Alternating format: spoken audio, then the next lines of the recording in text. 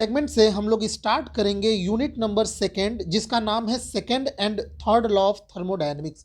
BSc second semester physics का syllabus हम लोग कवर कर रहे हैं। उसमें यूनिट 1 कवर हो गया है और आज से हम लोग शुरू करेंगे यूनिट नंबर सेकेंड। पेपर का आपके नाम है thermal physics and semiconductor devices. इसमें पार्ट ए थर्मल फिजिक्स का है और पार्ट बी सेमीकंडक्टर डिवाइसेस का। तो सभी पार्ट हम लोग साथ में ही कवर कर रहे हैं और दोनों पार्ट मिला के टोटल 8 यूनिट है। 4 यूनिट थर्मल फिजिक्स का है और 4 यूनिट सेमीकंडक्टर डिवाइसेस का, जिसमें हम लोग यूनिट नंबर सेकेंड आज शुरू करेंगे। तो चलिए शुरू करते हैं इस सेगमेंट को। जो टॉपिक हम लोग पढ़ेंगे वो है सेकेंड लॉ ऑफ थर्मोडायनेमिक्स।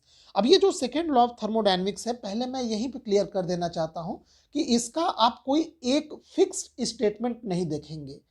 हाँ, एक मैथमेटिकल स्टेटमेंट है सेकेंड लॉ ऑफ थर्मोडायनेमिक्स का जो हम पढ़ेंगे, लेकिन कोई जो एक स्टेटमेंट होता है वो एक फिक्स स्टेटमेंट नहीं है। अलग अलग साइंटिस्टों ने एक्सपेरिमेंट करके कुछ जो जनरल ऑब्जर्वेशंस होते हैं उन ऑब्जर्वेशन से कुछ कंक्लूजन निकाले हैं और बाद में पता चला कि ये जो कंक्लूजन्स हैं वो एक ही रिजल्ट की ओर इशारा करते हैं। उन्हीं कंक्लूजन्स को हम कंबाइंड वे में सेकेंड लॉ ऑफ थर्मोडायनेमिक्स कहते हैं। जबकि फर्स्ट लॉ ऑफ थर्मोडायनेमिक्स में आपको एक फिक्स्ड स्टेटमेंट और एक मैथमेटिकल रिलेशन मिलता है। Mathematical relation second law of thermodynamics का भी है। अब जैसे पहले थोड़ा सा फर्स्ट लॉ ऑफ थर्मोडायनेमिक्स में हम लोग समझेंगे कि क्या ऐसी कमियां हैं वहां पे कि उसका आंसर हमें सेकेंड लॉ ऑफ थर्मोडायनेमिक्स से मिलता है। जैसे first law of thermodynamics simple energy का बैलेंस है। जैसे मान लीजिए किसी सिस्टम को आप delta Q amount of heat देते हैं, तो वो सिस्टम उस हीट का कुछ पार्ट यूज करके डेल्टा डब्ल्यू कार्य करेगा और जो बचा हुआ हीट है उससे वो अपनी इंटरनल एनर्जी बढ़ाएगा। तो ये एक सिंपल सा रिलेशन मिलता है। जैसे मान लीजिए आप 100 यूनिट का हीट किसी सिस्टम को दिए, वो सिस्टम उसमें 80 यूनिट हीट को वर्क करता है उसका यूज करके, और बाकी जो 20 यूनिट जो हीट बचा उसको वो अपनी इंटरनल एनर्जी बढ़ाने में खर्च करता है। तो ये एक सिंपल एनर्जी का बैलेंस है। यहाँ पे एनर्जी हीट के फॉर्म में है, यहाँ पे एनर्जी वर्क के फॉर्म में है और ये एनर्जी इंटरनल एनर्जी है। तो ये एक सिंपल एनर्जी का बैलेंस है। लेकिन यहाँ पे एक चीज ध्यान रखिए, फर्स्ट लॉ ऑफ थर्मोडायनेमिक्स ये नहीं बता पाता कि कितना अमाउंट जो हीट है वो वर्क में कन्वर्ट होगा और कितना अमाउंट उस हीट का इंटरनल एनर्जी में स्टोर होगा। सिर्फ यही नहीं, first law of thermodynamics heat के फ्लो का डायरेक्शन भी नहीं बता पाता। जैसे आमतौर पे इन जनरल वे में हम लोग अपने प्रैक्टिकल लाइफ में देखते हैं कि हीट का फ्लो जो है वो हाई टेम्परेचर से लो टेम्परेचर की ओर होता है। अगर कोई ऐसी वस्तु है जिसका टेम्परेचर अधिक है और कोई ऐसी वस्तु है जिसका टेम्परेचर कम है, और अगर इन दोनों को कांटेक्ट में रखा जाए तो हीट का फ्लो अधिक टेम्परेचर अधिक तापमान वाले वस्तु से कम तापमान की ओर होगा। ये एक जनरल ऑब्जर्वेशन है। पर ये हीट फ्लो का direction first law of thermodynamics नहीं बता पाता है।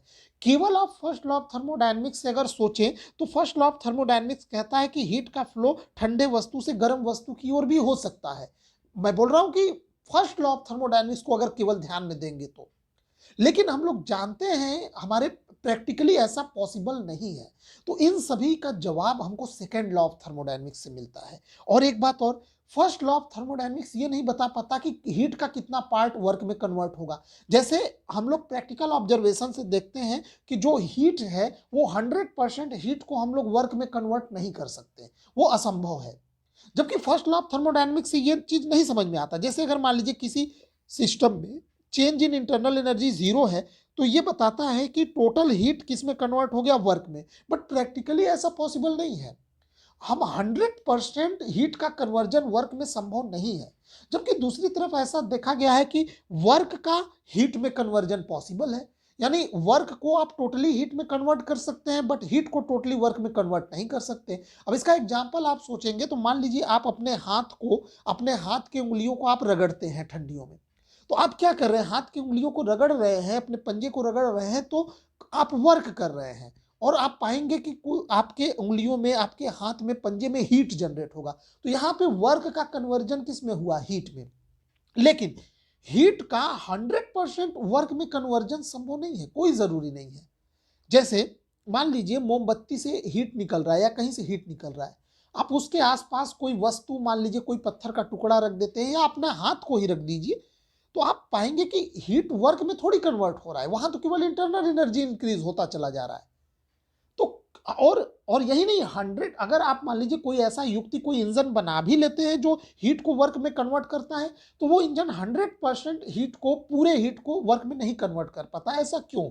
इसका जवाब फर्स्ट लॉ ऑफ थर्मोडायनेमिक्स से नहीं मिलता है, सेकेंड लॉ ऑफ थर्मोडायनेमिक्स से मिलता है। ठीक, तो यही सब चीजें हम लोग डिस्कस करेंगे। तो आपको एक चीज जानने को मिला कि second law of thermodynamics heat के फ्लो का डायरेक्शन बताता है, और साथ ही साथ यह भी बताता है कि हीट का कितना कन्वर्जन हीट में वर्क में होगा, या यूं कह लीजिए 100% हीट का कन्वर्जन वर्क में नहीं हो सकता। ये सेकेंड लॉ ऑफ थर्मोडायनेमिक्स बताता है।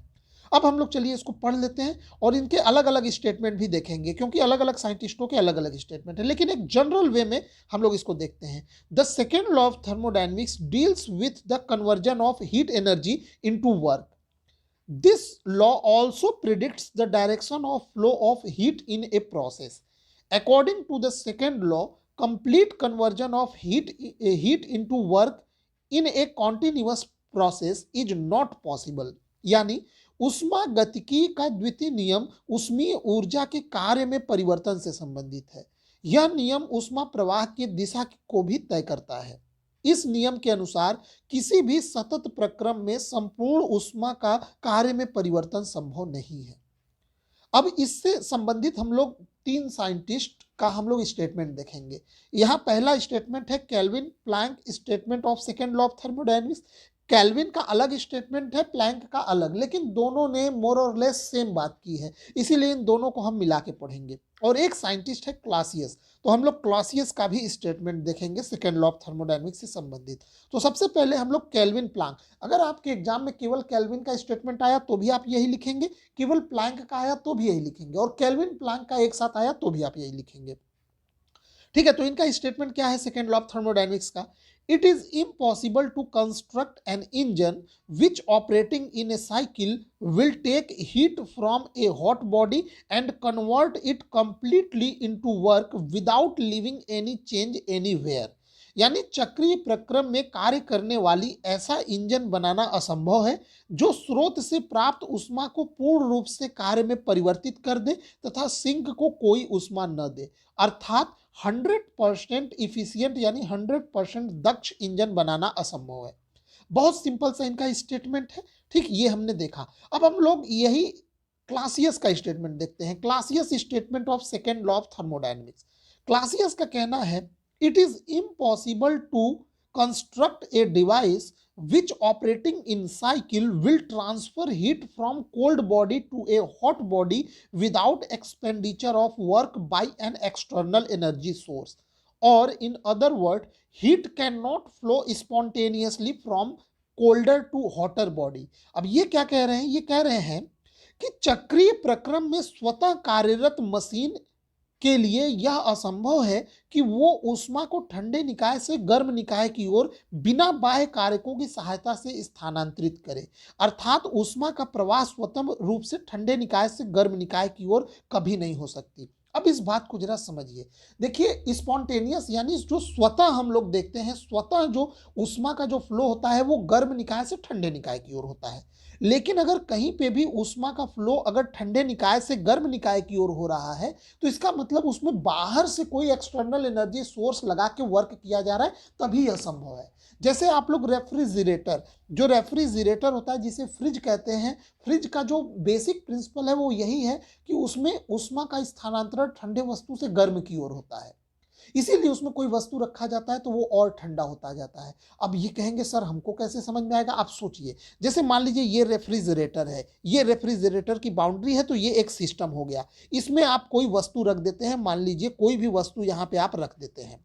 बाहर ये सराउंडिंग है, वातावरण, तो वातावरण का टेम्परेचर फ्रिज के टेम्परेचर से तो अधिक है। तो ये रेफ्रिजरेटर क्या करता है, जब इसको हम लोग पावर सप्लाई से जोड़ते हैं यानी बाहर से एनर्जी देते हैं, तो ये इस रेफ्रिजरेटर सिस्टम पे एक्स्ट्रा वर्क इसको मिलता है। अब ये रेफ्रिजरेटर, ये जो इसके अंदर वस्तु रखा है, इससे हीट निकाल के बाहर सराउंडिंग में भेजना शुरू करता है, जिससे ये अंदर की वस्तु और ठंडी हो जाती है और जो हीट है वो बाहर सराउंडिंग में चला जाता है। ठीक है। तो टेक्निकली देखा जाए तो यहाँ पे हीट का ट्रांसफर ठंडे वस्तु यानी कोल्डर बॉडी से हॉटर बॉडी यानी सराउंडिंग की ओर हो रहा है। यह स्पॉन्टेनियस या स्वतः नहीं हो सकता। अगर आप बिजली का स्विच बंद कर दे, बाहर से इसको एनर्जी न मिले तो ये प्रोसेस नहीं होगा। जो स्पॉन्टेनियस या जो स्वतः नेचुरल प्रोसेस है, फिर वो गर्म से ठंडे की ओर वापस एनर्जी जाएगा और यहाँ पे इक्विलिब्रियम स्टेब्लिश हो जाएगा। समझ में आया? तो यही चीज वो कह रहे हैं कि स्वतः रूप से यह संभव नहीं है कि हीट का ट्रांसफर ठंडे बॉडी से गर्म बॉडी की ओर हो जाए। जो स्वतः होता है बिना किसी एनर्जी सोर्स के, बिना किसी एफर्ट के, वो ठंडे बॉडी से हमेशा, सॉरी, गर्म बॉडी से हमेशा ठंडे बॉडी की ओर ही हीट का फ्लो होता है। तो आपने देखा ये दोनों साइंटिस्टों ने ये अलग अलग स्टेटमेंट दिया। अब ये जरा सोचिए कि एक ही लॉ यानी सेकेंड लॉ ऑफ थर्मोडायनेमिक्स में ये दो अलग अलग स्टेटमेंट क्या अलग अलग मायने रखते हैं? तो नहीं, ऐसी बात नहीं है। आपको ऐसा लग सकता है कि ये दोनों स्टेटमेंट अलग अलग बात कर रहे हैं कि 100% इफिशियंट इंजन बनाना असंभव है, यानी वो सभी पूर्ण ऊष्मा को कार्य में बदल दे, ये संभव नहीं है। एक लोग ये कह रहे हैं, दूसरे लोग कह रहे हैं कि चाहे कुछ भी कर लीजिए, आप बिना किसी बाह्य स्रोत की सहायता से आप ठंडे बॉडी से गर्म बॉडी की ओर हीट का ट्रांसफर नहीं करा सकते। तो ये दोनों स्टेटमेंट असल में इक्विवेलेंट है। यही कारण है कि अब आपको जो अगला टॉपिक पढ़ना है वो अगला टॉपिक है equivalence of Kelvin Planck and Clausius statement. मतलब हमें इसमें ये प्रूफ करना है कि ये दोनों लोग ने जो स्टेटमेंट दिया है वो दोनों स्टेटमेंट का जो बेसिक जो मतलब है वो एक ही है। इसको हम लोग प्रूफ करेंगे। नहीं तो ऐसा कैसे हो सकता है कि सेम लॉ है, सेकेंड लॉ ऑफ थर्मोडायनेमिक्स, और दो अलग अलग यहाँ पे स्टेटमेंट है? नहीं, स्टेटमेंट आपको भले ही अलग अलग लग सकते हैं, लेकिन असल में ये दोनों एक ही बात कह रहे हैं और कर रहे हैं। और यही हम लोग प्रूफ करेंगे कि दोनों की ये स्टेटमेंट इक्विवेलेंट है। इसको हम लोग अगले टर्न पे प्रूफ करेंगे, लेकिन पहले हम लोग एक और स्टेटमेंट देख लेते हैं, entropy statement of second law of thermodynamics. ये भी कई बार एग्जाम में पूछा है कि सेकेंड लॉ ऑफ थर्मोडायनेमिक्स का एंट्रोपी स्टेटमेंट। असल में एंट्रोपी का संबंध सेकेंड लॉ ऑफ थर्मोडायनेमिक्स से ही है। ठीक, एंट्रोपी के बारे में मैं आप लोगों को बहुत अच्छे से पढ़ाऊंगा। फिलहाल यहाँ पे स्टेटमेंट देखिए, in all natural process the entropy of the universe either increases और remains constant, it never decreases. ये कह रहा है कि सभी प्राकृतिक घटनाओं में ब्रह्मांड की एंट्रोपी या तो बढ़ती है या फिर नियत रहती है, लेकिन यह कभी भी घट नहीं सकती। कोई भी देखिए जो स्पॉन्टेनियस यानी स्वतः जो प्रोसेस होता है, जो नेचुरल प्रोसेस होता है, उस प्रोसेस में कभी भी एंट्रोपी घट नहीं सकती। अगर किसी प्रोसेस में एंट्रोपी घट रही है तो वो स्पॉन्टेनियस या स्वतः तो संभव नहीं होगा। ठीक है, वो जरूर किसी न किसी बाह्य स्रोत से कोई एनर्जी लेकर उस प्रोसेस को कराया जा रहा होगा, लेकिन वो स्पॉन्टेनियस पॉसिबल नहीं होगा। तो अगर कोई प्रोसेस स्पॉन्टेनियस या स्वतः हो रहा है, जैसे सभी नेचुरल प्रोसेस, तो उसमें या तो एंट्रोपी बढ़ेगा या तो फिर कांस्टेंट रहेगा। इसे हम लोग सेकेंड लॉ का एंट्रोपी स्टेटमेंट कहते हैं। तो ये सेकेंड लॉ ऑफ थर्मोडायनेमिक्स में हमने ये समझा, तीनों चारों जो स्टेटमेंट है उन स्टेटमेंट को देखा, और एक जनरल वे में हम लोगों ने देखा कि क्या है, complete conversion of heat into work in A continuous process is not possible. ठीक, तो इसमें इस सेगमेंट में बस इतना ही। और हाँ, एक बात और कि आप लोगों को जो बीएससी सेकेंड सेमेस्टर फिजिक्स का जो मैं ये कोर्स कंप्लीट करा रहा हूँ, टोटल 8 यूनिट के सभी प्लेलिस्ट बने हुए हैं चैनल पे। आप जाके सभी यूनिट के प्लेलिस्ट से आप लोग बिल्कुल क्रम से सारे लेक्चर्स देख सकते हैं और अपने कोर्स को आप कंप्लीट कर सकते हैं। ये बिल्कुल फ्री है, किसी प्रकार का कोई चार्ज मैं स्टूडेंट से नहीं लेता हूँ।